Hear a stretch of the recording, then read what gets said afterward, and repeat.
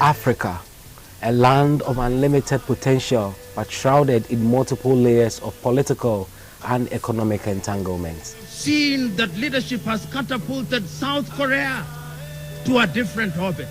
We have seen that leadership has catapulted Vietnam, which was bombed to the ground in 1975. Vietnam now produces more coffee than all African countries combined. What have they done? The men and women who have been given the opportunity to serve those countries long recognize that leadership is about service. According to Johns Hopkins University, African nations owe China more than $140 billion. This huge debt obligation is at a time when many African nations are facing serious economic challenges because many businesses are forced to either close down, cut down on production, or lay off workers in response to the coronavirus pandemic.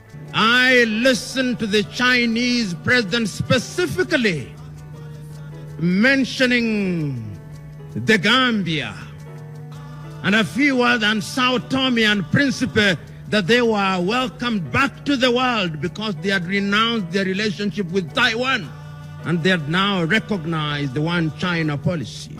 At the end of the entire enterprise, the Chinese president said that he had given, or his government had given, 60 billion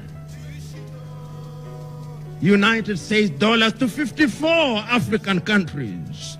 Notionally, therefore, each country would be entitled to no more than 1.5 billion. Half of the presidents who are present in China, each one of them, half of them, can produce 1.5 billion.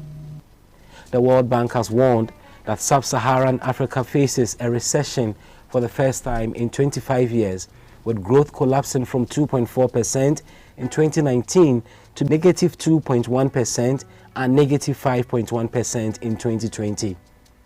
In recent years, China has emerged as the largest single source of loans for African nations through the Chinese government, banks, and companies.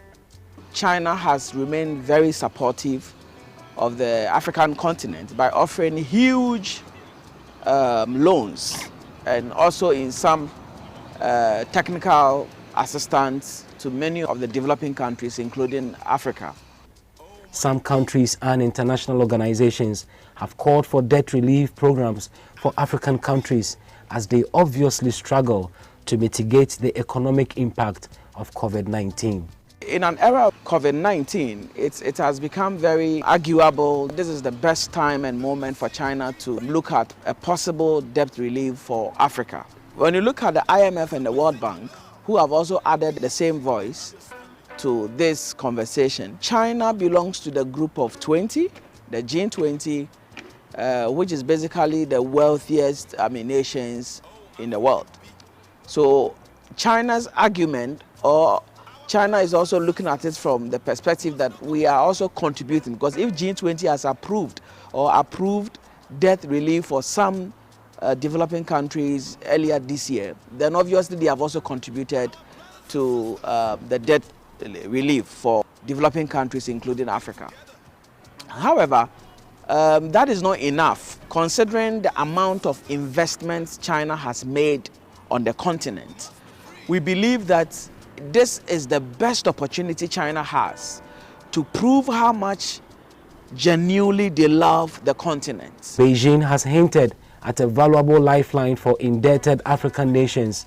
However, China's Foreign Minister Wang Yi has said that Beijing is aware that the origin of Africa's debt problem is complex and the debt profile of each country varies, and prefers to negotiate terms on a one-on-one basis with individual countries. There was a meeting in China where some countries in Africa were given debt relief.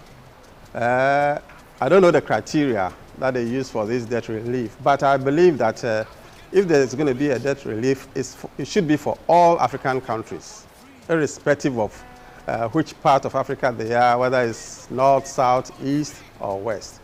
It should be for all African countries. China has, since the outbreak of the coronavirus pandemic, taking steps to tighten its economic belt, and one wonders how far China is willing to go in any form of debt management program for its African partners. It is not enough to offer the support through the G20, but if you look at countries, most countries in Africa, China has given so much in loans to